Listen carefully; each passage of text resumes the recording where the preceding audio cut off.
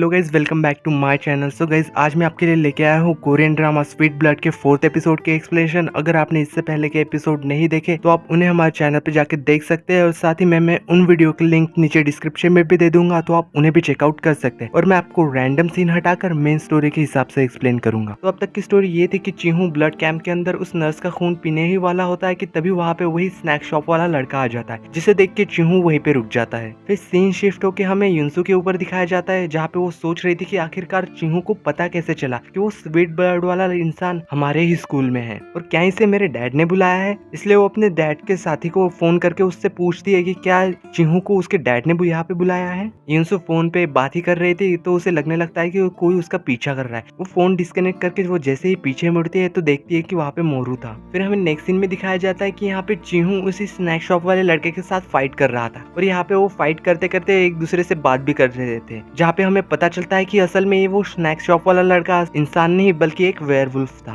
जिसका नाम देवुनजे है। और यहाँ पे वो वेयरवुल्फ चीहू को धमकी भी दे रहा होता है कि अगर खबरदार तुमने किसी इंसान का खून पिया तो। और इनकी बातों बातों में हमें ये भी पता चलता है कि इन दोनों की फाइट पहले भी हो चुकी थी, और इस वेयरवुल्फ ने चीहू को यहाँ से पहले भी भेजा था। और यहाँ पे चीहू उससे कह रहा था कि तुम इस स्कूल के पास शॉप खोल पे इसलिए बैठे हो ना क्योंकि इस स्कूल के अंदर वही लड़का है जिसे मैं ढूंढने आया था। इसके बाद वो वेयरवुल्फ चीहू को एक जोर का पंच मारता है, और यहाँ पे वो फिर से उसे वार्न करता है कि ऐसी कोई भी हरकत मत करना जिसकी वजह से मुझे तुम्हें यहाँ से फिर से बाहर भेजना पड़े। यहाँ पे चीहू उससे कहता है कि तुम युनसो को जानते हो, जिसके जवाब में वो वेयरवुल्फ कहता है कि अगर वो नॉर्मल इंसान है तो तुम्हें उससे दूर रहना चाहिए। यहाँ पे चीहू कहता है कि वो हमारी तरह नहीं है, वो एक नॉर्मल इंसान की तरह है, इसलिए तुम उस पर हमला नहीं करोगे, और असल में वो मेरी मंगेतर भी है, इसलिए मैं उसकी प्रोटेक्शन चाहता हूँ। फिर नेक्स्ट सीन में हमें दिखाया जाता है कि यहाँ पे मीरो और युनसो एक दूसरे से बात कर रहे थे, और यहाँ पे मोरू ने उसके सारे डाउट्स, उसके सारे जवाब उससे पूछ लिए होते, और उसे उसके जवाब भी मिल चुके थे। और यहाँ पे वो ये भी जानना चाहता था कि उसके वाटर बॉटल में असल में क्या है, पानी या फिर ब्लड। और इसके जवाब में वो उसे सच सच बता देती है कि असल में उस वाइन के फॉर्म में ब्लड है, और ये सिर्फ जानवरों के ब्लड से बना हुआ है, क्योंकि यहाँ पे युनसो को इंसानों का ब्लड पसंद नहीं। यहाँ पे मोरू से पूछता है कि अगर तुम्हें इंसानों का ब्लड पसंद नहीं है तो उस दिन तुमने मुझे क्यों बाइट किया था, जिसके जवाब में युनसो कहती है कि असल में उस दिन मैं काफी ज्यादा थक चुकी थी और मुझे कुछ समझ नहीं आ रहा था, इसलिए मैंने गलती से तुम्हें बाइट कर लिया। यहाँ पे युनसो मेडिसिन निकाल के उसे देने लगती है और कहती है कि तुमने इसे लास्ट टाइम नहीं खाया था इसलिए अभी खा लो, जिसके जवाब में मोरू उससे कहता है कि मैंने ये मेडिसिन पिछली बार खाई थी पर फिर भी मैं कुछ भी नहीं भूला। लेकिन यहाँ पे युनसो को उस पे ऊपर भरोसा नहीं हो रहा था, इसलिए मोरू उसके सामने वो मेडिसिन फिर से खा लेता है, जिसके बाद भी मोरू के ऊपर उसका कुछ भी असर नहीं होता। यहाँ पे युनसो सोच रही थी कि इस मेडिसिन का असर स्वीट ब्लड वाले इंसान पे बिल्कुल भी नहीं होता, तो शायद मेरी माँ के ऊपर भी ऐसा कुछ नहीं हुआ होगा, वो भी शायद कुछ नहीं भूली होगी। यहाँ पे युनसो की मॉम भी एक रेड ब्लड वाली इंसान थी। यहाँ पे युनसो उससे कहती है कि तुम्हें सभी वेम्पायर से सावधान रहना होगा क्योंकि तुम्हारा ब्लड स्वीट है, इसलिए काफी सारे वेम्पायर तुम्हारे पीछे आएंगे। अगर उन्होंने तुम्हें पकड़ लिया तो वो तुम्हें ले जाके तुम्हारी बॉडी से सारा खून निकाल देंगे और तुम्हें मार के फेंक देंगे, इसलिए तुम ये बात किसी के साथ भी शेयर मत करना और इसे सीक्रेट रखना। ये सब कह के वहाँ से युनसो अपने घर की तरफ चली जाती है। फिर नेक्स्ट सीन में यहाँ पे युनसो जब घर पहुंचती है तो वहाँ पे देखती है कि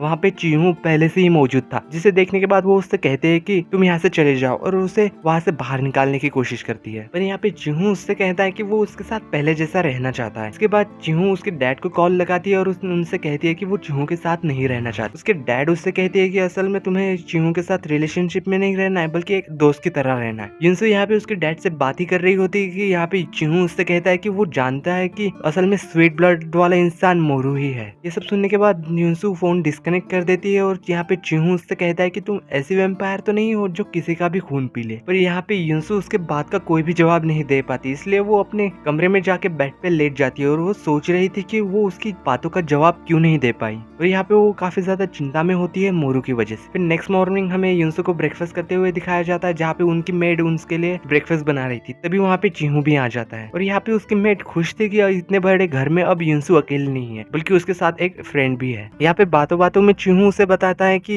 लास्ट नाइट उसके ऊपर एक वेयरवुल्फ ने हमला किया था और उसके काफी चोटें भी आई है। वो अपने जख्मों को युनसो को दिखा रहा था। यहाँ पे युनसो भी उसे बताती है कि उसने गलती से म्यूरो का ब्लड पी लिया था, और म्यूरो वो स्वीट ब्लड वाला इंसान नहीं है बल्कि मैं भी खुद उसे ढूंढ रही हूँ। जिसके जवाब में चीहू उससे कहता है कि कोई बात नहीं, मैं उसे खुद ढूंढ लूंगा, और वो युनसो के साथ फ्लर्ट करने की कोशिश करता है। पर यहाँ पे युनसो उसे इग्नोर करके वहां से चली जाती है। फिर नेक्स्ट सीन में हमें उसे स्कूल जाते हुए दिखाया जाता है, पर यहाँ पे चीहू उसे आवाज दे के रोक लेता है और उससे कहता है कि वो भी उसके साथ स्कूल चलेगा। फिर यहाँ पे उसके जवाब में युनसो कहती है कि तुम मेरे साथ बिल्कुल भी नहीं चल सकते, मैं तुम्हारे साथ नहीं जाना चाहती क्योंकि स्कूल लाइफ काफी बोरिंग होती है और तुम वहाँ पे काफी ज्यादा बोर हो जाओगे, इसलिए तुम्हें स्कूल नहीं आना चाहिए। फिर यहाँ पे चीहू उसके जवाब में कहता है कि अगर कोई इंसान गुड लुकिंग हो तो सब कुछ ठीक होता है और उसके साथ सभी चीजें अच्छी होती है। और इसी सीन के साथ एपिसोड 4 की एंडिंग होती है। तो यही तक थी स्वीट ब्लड एपिसोड 4 की एक्सप्लेनेशन। एपिसोड 5 और ऐसे ही ड्रामास के एक्सप्लेनेशन के लिए आप हमारे चैनल इंकार्ट को सब्सक्राइब कर सकते हैं। अगर वीडियो अच्छी लगी हो तो लाइक द वीडियो। तो चलिए मिलते हैं ऐसे किसी न्यू और इंटरेस्टिंग स्टोरीज के साथ, तब तक के लिए peace out and thanks for watching.